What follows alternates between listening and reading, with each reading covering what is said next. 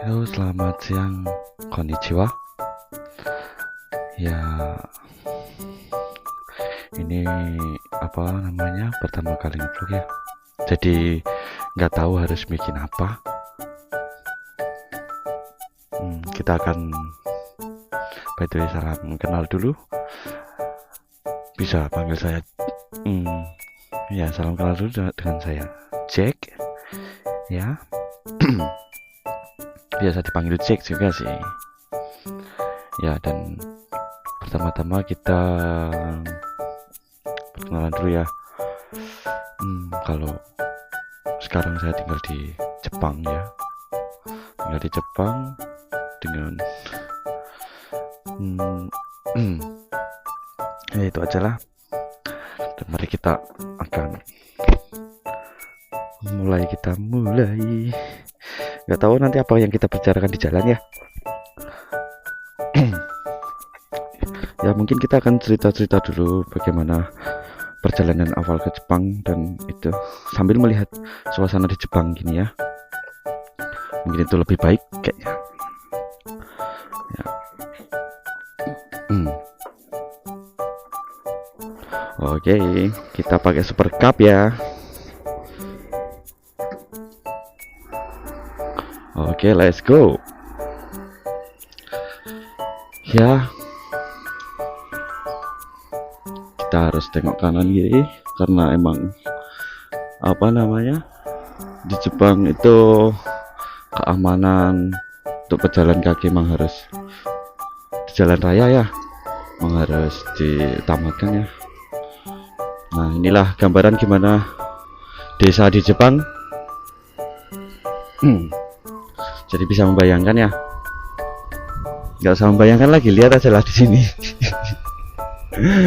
Jadi seperti ini tuh desa di Jepang.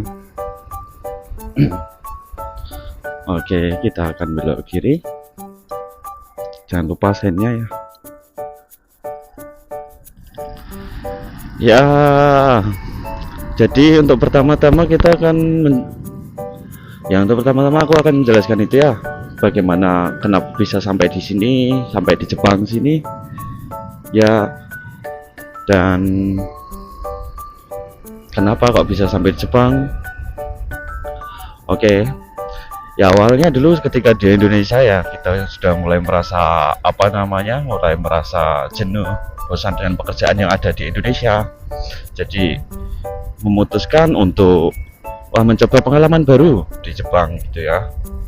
Dulu sempat itu sih bingung mau ke Jepang atau ke Korea, karena untuk programnya itu ada dua, Jepang dan Korea, yang kelihatannya lebih mudah kali ya. Karena untuk ke Korea itu memakan waktu lebih lama, sekitar 2 tahun. Jadi aku lebih memutuskan ke Jepang, dan proses hanya butuh waktu 8 sampai 9 bulan. Ketika itu ya, 2018 itu. Oke. Jangan lupa berhenti di lampu merah ya. Dan setelah itu, setelah memutuskan untuk ke Jepang dengan berbagai pertimbangan,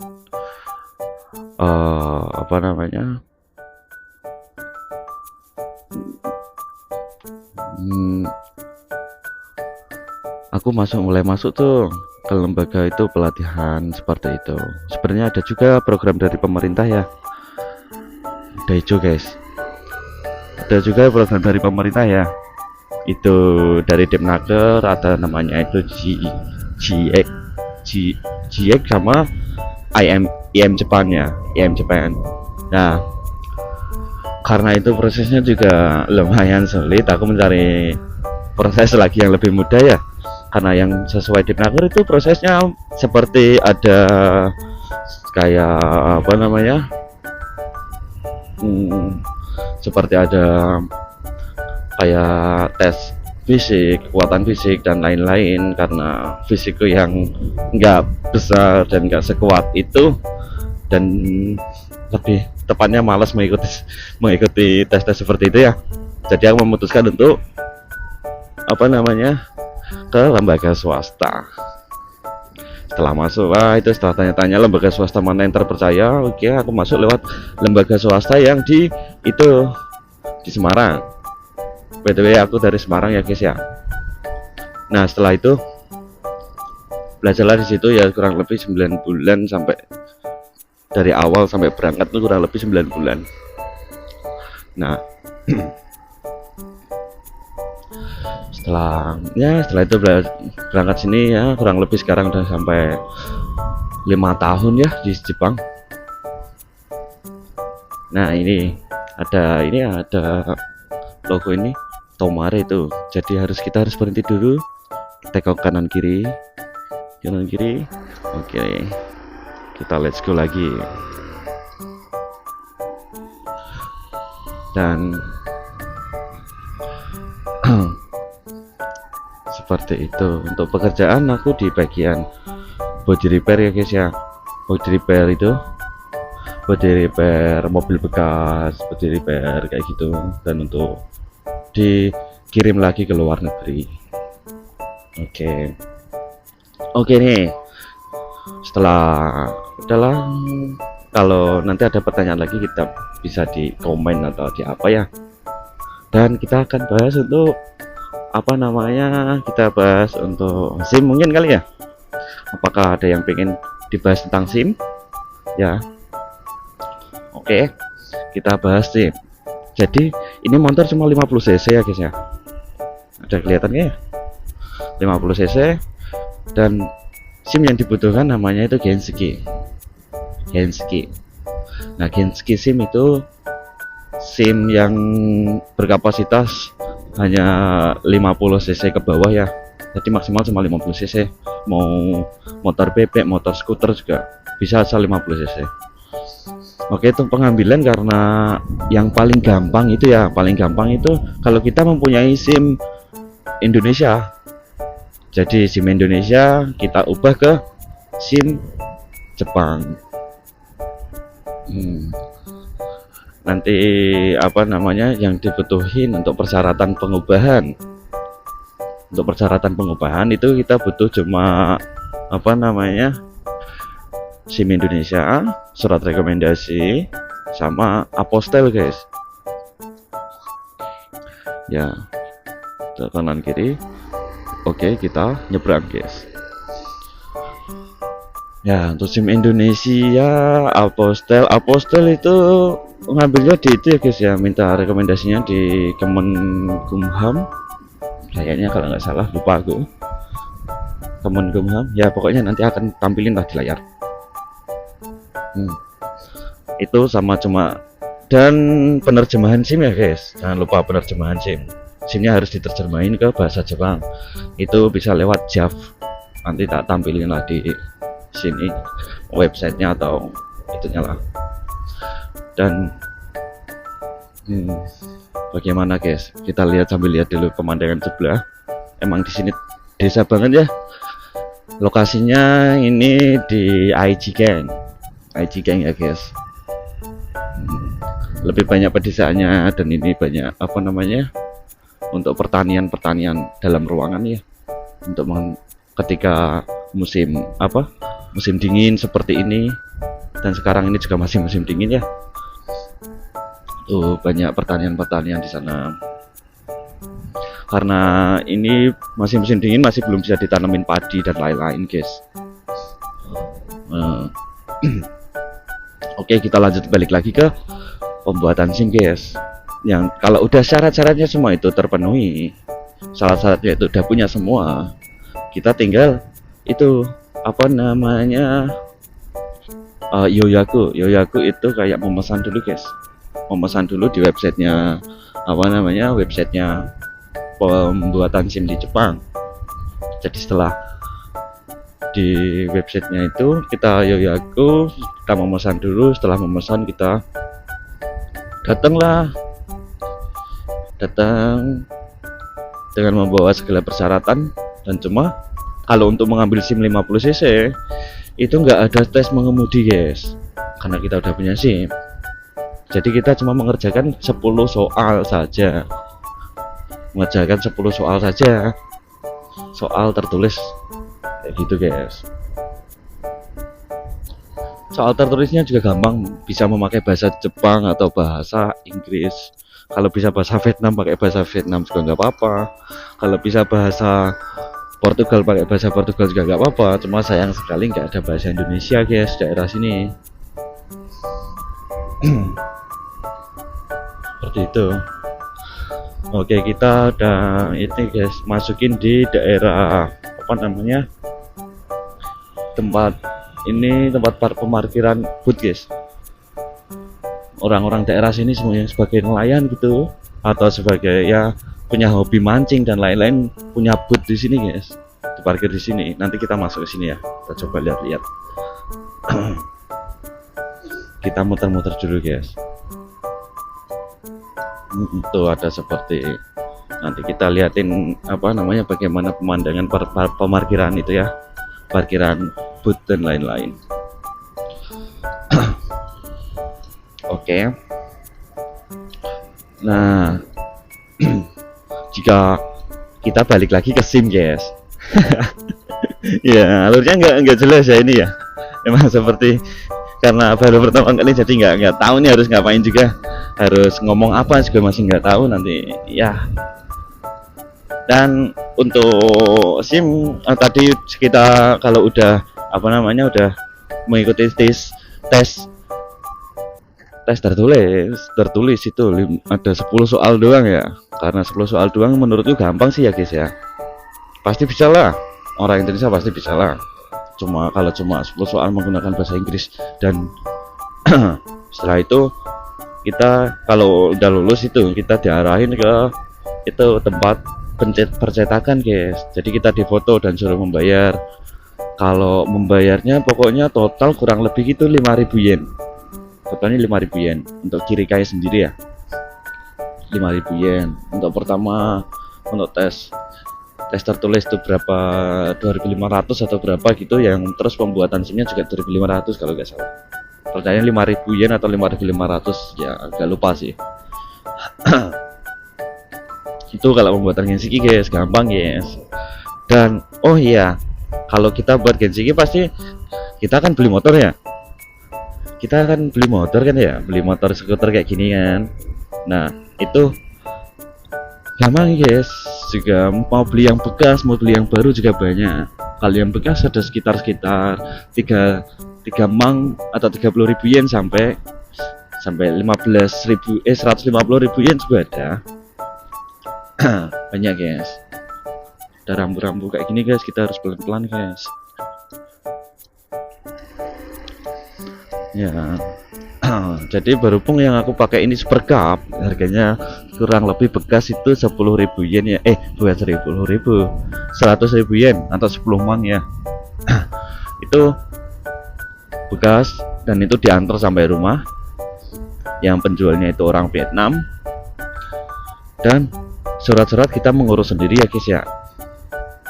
Dan itu gampang banget guys mengurus surat, cuma Gensiki ini mengurus suratnya gampang karena nggak ada itu Shakeng itu seperti apa namanya, maintenance gitu ya, kelayakan berkendara dari apa namanya dari bengkel gitu. Oh ini guys tempatku kalau itu belanja makanan, belanja bulanan di sini ya guys ya.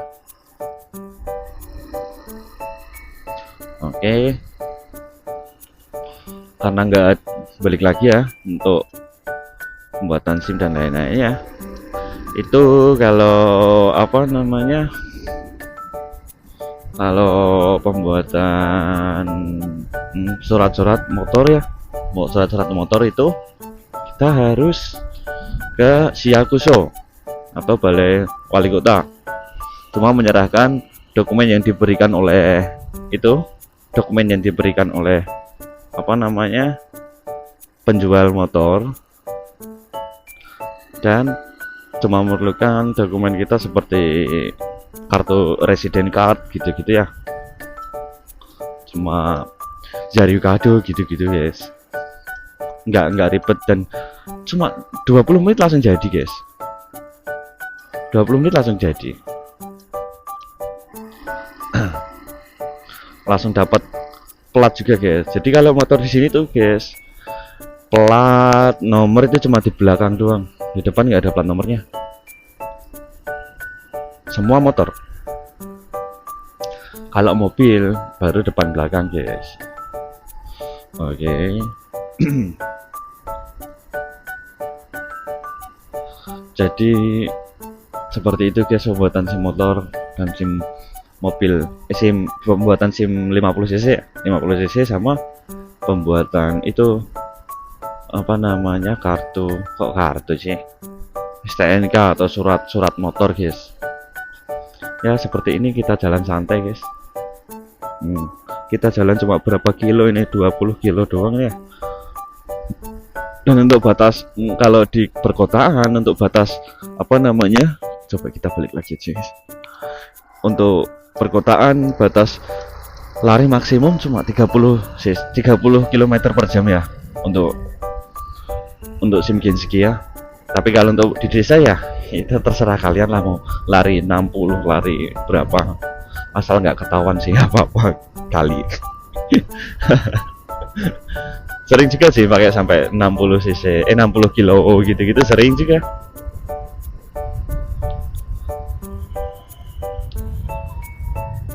Karena di desa asal nggak ada apa namanya, nggak ada CCTV, nggak ada pengecek kecepatan gitu, aman aja lah, apa-apa. Namanya orang Indonesia ya, nggak Indonesia doang sih, sama orang Jepang juga sama, naik motor yang kayak gini juga pasti kenceng juga. Kita belok ke kiri. Oke, kita nanti mau ke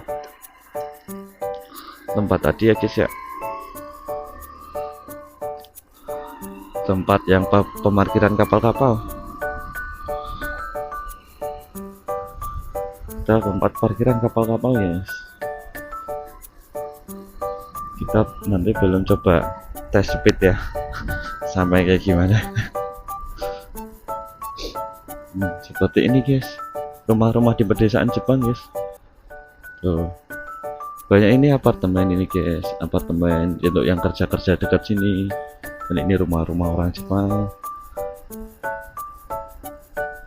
tergantung itu ya.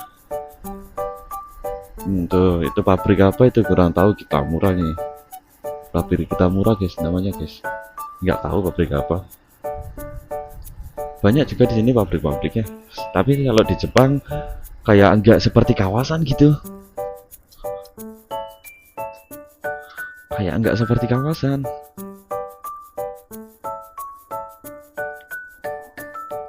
Jadi nggak ada kayak apa namanya,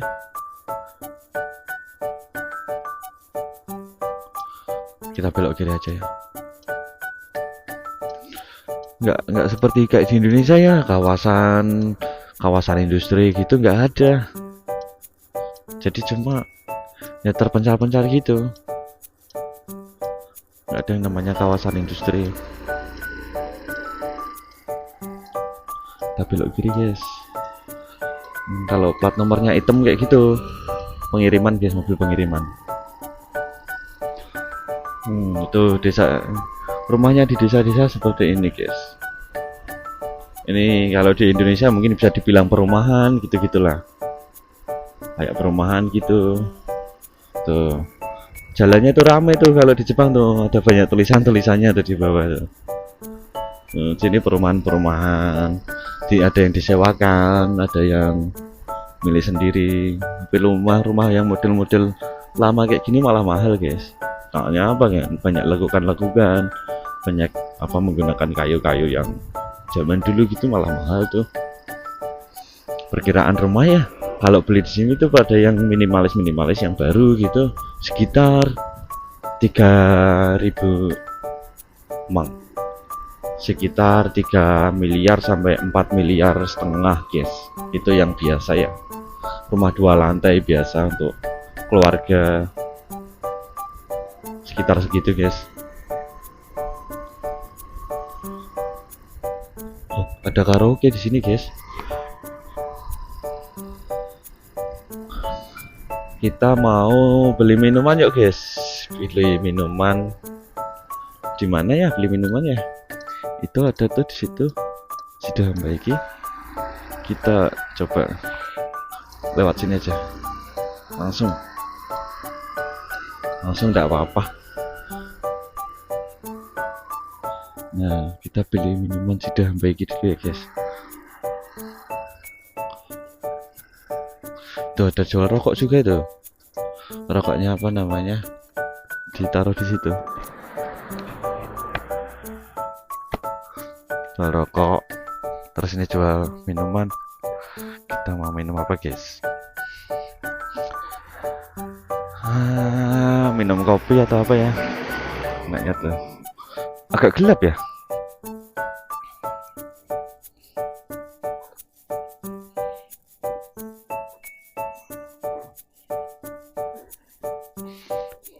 Bawa dompet ya, guys. Bawa dompet, guys.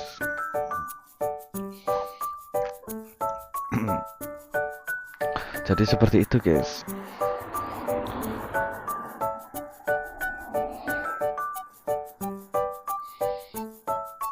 Oke, untuk harganya berapa ya kita ya? Kita cari harga berapa ya?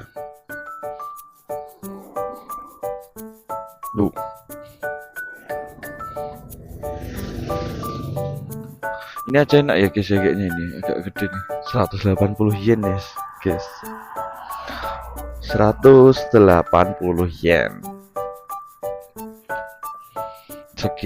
Berarti sekitar 18.000 sampai 20.000 yen. 20.000 rupiah.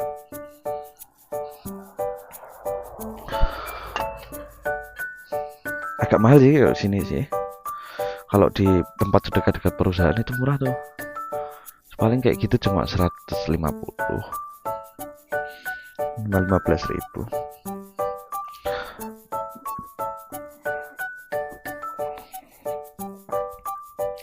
Kita ambil, guys. Kita ambil minumannya. Yosh. Ya, ini, guys. Kita taruh sini karena gimana? Super cup, guys. Model-model kayak apa namanya? Kalau di Indonesia kayak itu loh. Legenda Austria. Kayak gitu.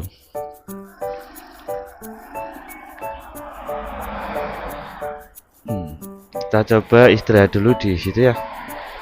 Gimana namanya? Di tempat kapal-kapal tadi.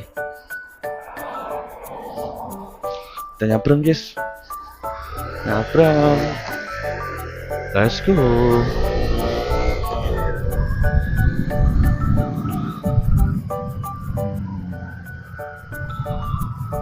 Oke, sabar.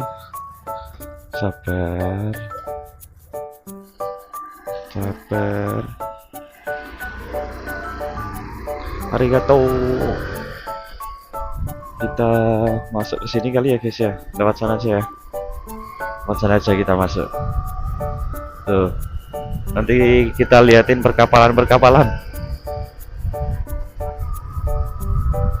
Yuhu. Tuh ada yang di sini parkir juga tuh. Subaru Legacy.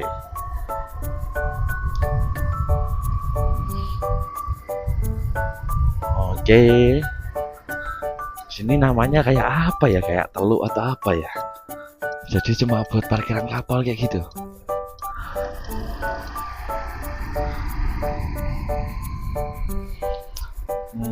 Ini karena pertama kali nge-vlog ya, mungkin membosankan kali ya. Jadi ya nggak tahu ya. Nggak apa-apa, seperti ini tuh.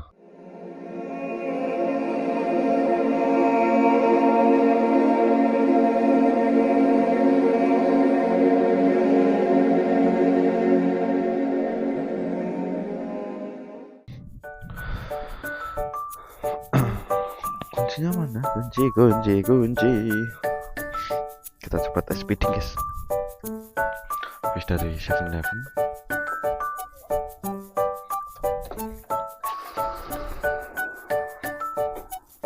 Tes speeding, let's go.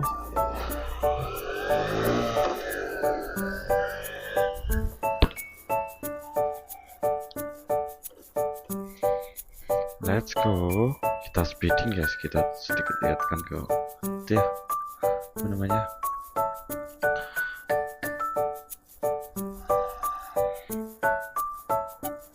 kan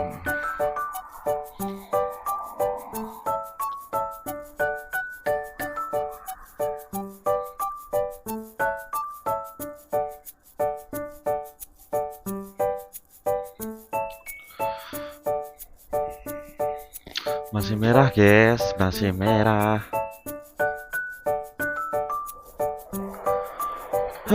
Ya beginilah keseharian di Jepang ya. Kalau hari libur bingung mau ngapain juga, makanya coba-coba ini mau buat vlog, apa namanya, vlog ini, motor vlog ini. Nanti kalau misal ada pertanyaan tentang pembuatan SIM dan lain-lain bisa sharing-sharing lah, nanti apa di komen atau apa, terus nanti akan tak jelasin lagi ya. Nanti aku kasih tahu sebisa aku, setauku. Oke hijau, kita tes speeding meskipun maksimal 40 dulu ya. Tes speeding, let's go.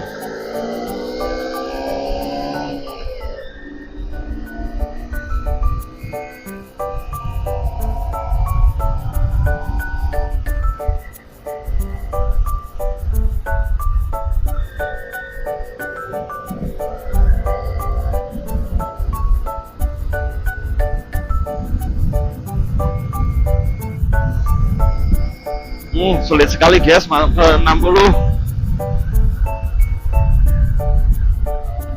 Udah sampai 60 ya. Tapi mana agak sulit karena 50 cc ya. Tapi dibandingkan skuter yang lain sih ini lumayan sih ya. Bisa tembus sampai 60. Kalau yang cuma skuter nggak bisa.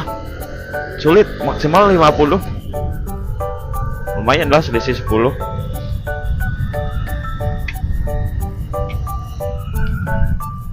Bentar lagi sampai rumah. Oke guys, thank you sudah menonton.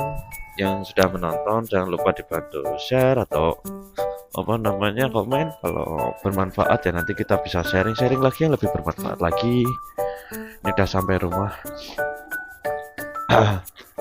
Nanti kita bisa sharing lagi yang lebih bermanfaat ya.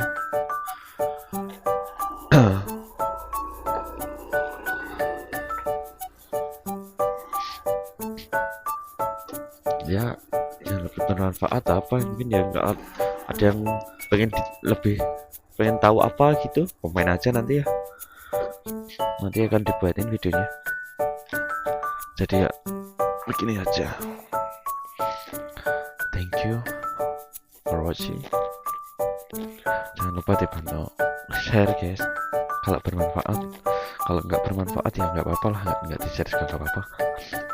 Kalau bisa sih ya setidaknya kayak bantu komen, bantu apa gitu.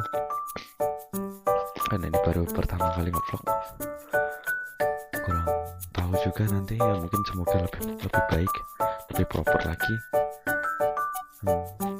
Ya, thank you, bye.